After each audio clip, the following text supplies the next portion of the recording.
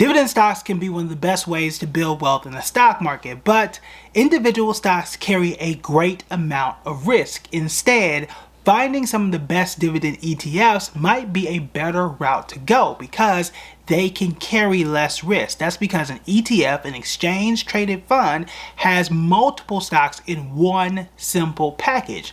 But the question is this: what are the absolute best dividend paying ETFs right now that you can buy? That's what we are here to figure out.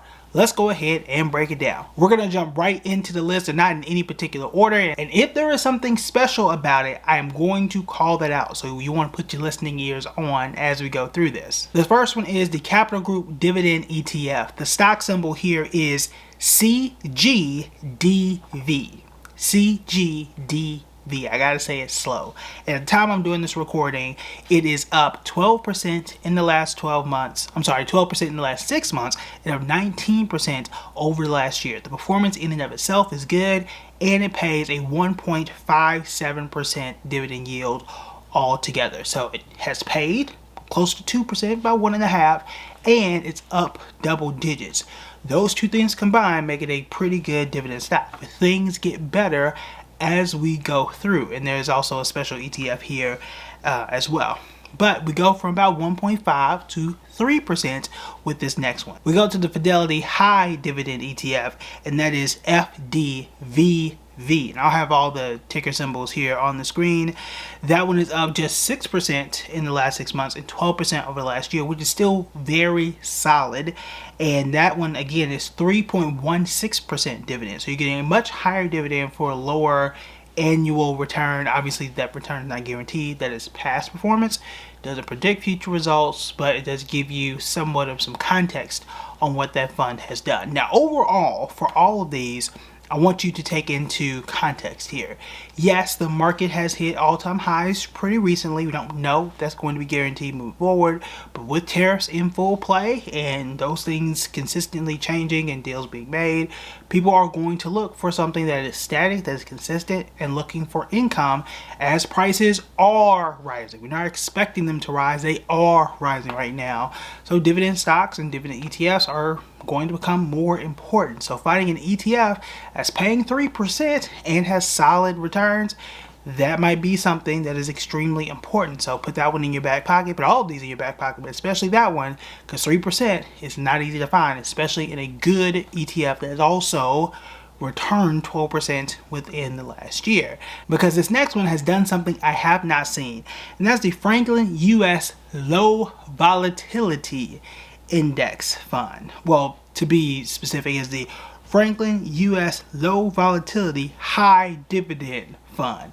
It's a very long title. Now, it is up 4% in the last 6 months and up 6% over last year. Now, you might be thinking, those returns aren't stellar. They're not incredible. It's not amazing. It's not double digits like the last two funds that you brought up. Now, that's true. Now, its dividend yield, first off, is 3.52%. Okay, now that is pretty impressive. But if you look at a chart for this one, and that's why you don't want to just look at the numbers and call it a day. Okay, anytime I'm creating these lists, I look at the numbers, I'm looking at a chart, I dig into what the fund does and what some of the stocks are within it. So there are a lot of different factors that I'm pulling into it. However, when you say low volatility, I have to see what you mean by that. What do you mean by that?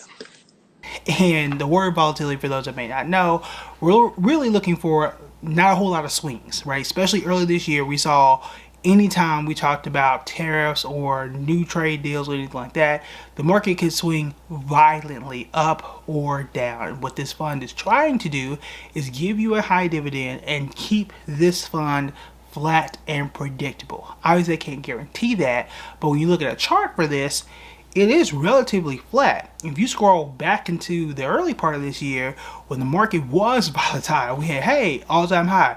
Oh my God, we think the market's going to crash. It's going to be worse thing ever. Everybody's pulling from their 401ks. And we had to have a come to Jesus moment here on this channel to keep people calm.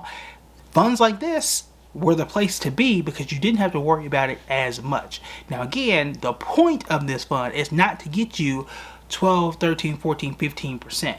That's not the point of it.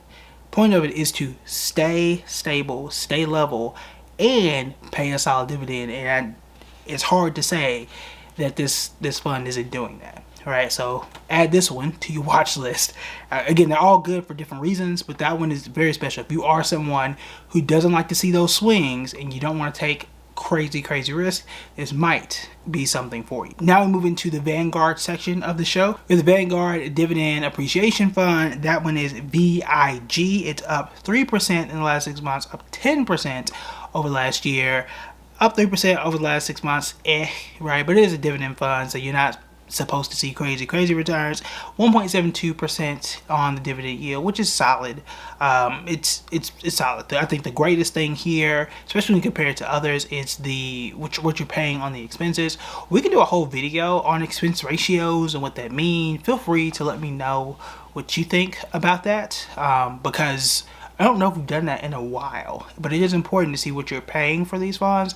When it comes to Vanguard, I mean, you're paying next to nothing, which is great. More money in your pocket, more money to go into those funds, and more money that you can keep and grow for yourself versus paying towards someone else. The next was also a Vanguard fund. That's the Vanguard International High Dividend Fund.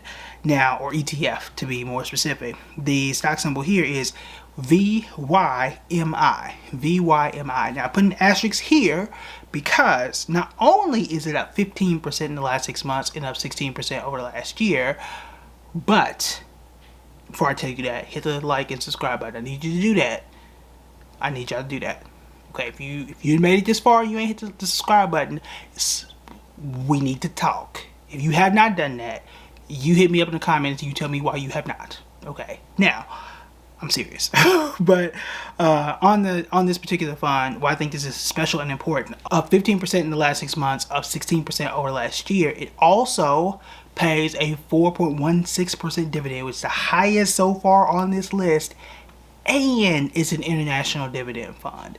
The fact that it's international in a time like this is a gold star because of what has been going on with tariffs. I know that the ball keeps moving in terms of what we are focusing on in the media, and we're going from earnings to tariffs to what happened to the recession to our people spending. Like, we keep moving the ball in terms of what our focus is on. But internationally, there have been some positive things, and there's a lot of growth outside of the U.S.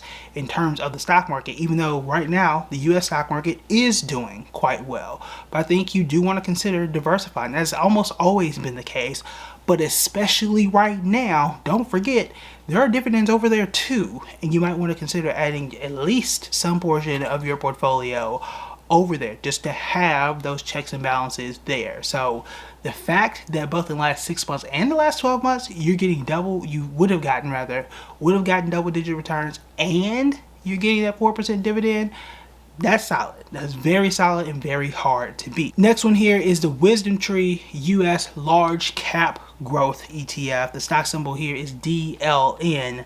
I'm not sure where that stock symbol comes from, but it's up 4% in the last 6 months, up 12% over last year. That is pretty good.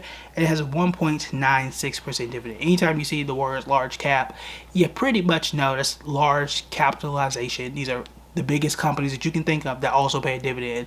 So usually the companies that usual suspects that you tend to find in an ETF like this. Now, these are the ones that I would strongly consider looking at evaluating. Of all of these, I think you might be okay with 3 of them. Normally speaking, I try not to add all of them, right? Because you're duplicating. But you have one international one on here, so it's different. You have one that's low volatility, so that may be able to fit. And then, you got a large cap. So large cap, international, maybe low volatility. 3 things that might not overlap. Keyword is might. Depends on what else you own, right? So those are ways that you can add a bunch of these, get a bunch of different ways to add more diversification, to add more dividends if you're looking for that. Now, of this entire list, which ones would I rank, or which ones would I choose personally? Right now, I'm leaning definitely towards the international fund, and that's just because I want that, what we call it, international exposure. I want things that are offshore, not in the U.S., and that's primarily because most of my portfolio is based in U.S. companies. Okay, I do need just a little bit more diversification, and that's just me, right? Where your portfolio is might be a bit different, right? Perhaps you need something that's low volatility. Perhaps you need something that's more large cap US, right? Where you have a bunch of smaller companies. So it really depends on where you are. But for me, and I would venture for most people, you don't have a bunch of international stocks that happen to pay a dividend too. So that's a guess, but I know for me and my portfolio, my focus would be on the international fund, and other things I would look at. What are the expense ratios? How long has this fund been around? I'm just curious, just generally curious on, again, how long the fund has been around, how long has it been this good? Now contextually, meaning, okay, right now people are looking at international stocks. Was it always this way? Has it always been doing good, or has it just started to do well in the last 6 months, 6 to 12 months, based on this whole tariff situation? I'm curious, is this the perfect storm for an international dividend fund, or has it always been this way? I just haven't been paying attention.